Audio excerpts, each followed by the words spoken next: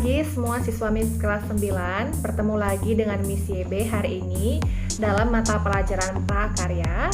Nah, di mana hari ini kita akan masuk ke bab 2. Ya, bab 2 buku paket kita yang bertemakan tentang prinsip kelistrikan dan sistem instalasi listrik. Nah, jadi minggu lalu saya sudah memberikan tugas untuk mengetahui pemahaman awal kalian mengenai listrik. Hari ini saya akan memberi materi sederhana mengenai listrik. Nah, silahkan dipahami. Pada bagian akhir video akan ada tugas yang harus kalian kerjakan. Silahkan dikerjakan, setelah itu kirim kepada saya, ke WA saya. Oke, selamat belajar dari rumah. Ditunggu ya tugasnya anak-anak yang baik. Prinsip kelistrikan dan sistem instalasi listrik.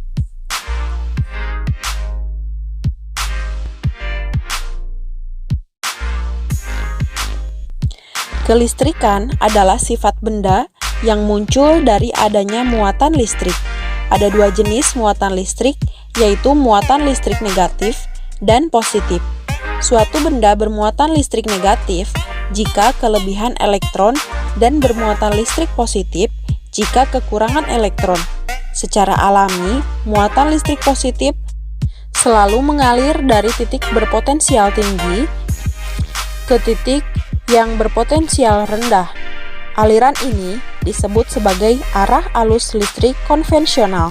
Akan tetapi, sebenarnya muatan listrik yang bergerak di dalam konduktor bukanlah muatan listrik positif, tetapi muatan listrik negatif atau elektron, dan arah aliran elektron berlawanan dengan arah aliran muatan positif.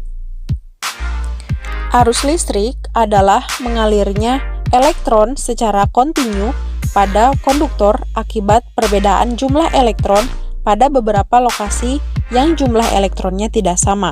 Arus listrik dibagi menjadi dua jenis, yaitu yang pertama, listrik arus searah adalah arus listrik yang arahnya tetap.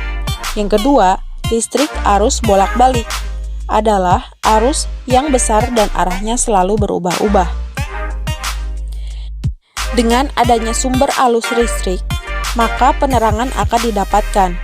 Namun selain berfungsi sebagai penerangan, fungsi lain dari arus listrik adalah sumber energi. Karena dengan adanya listrik, seluruh energi dapat dibangkitkan.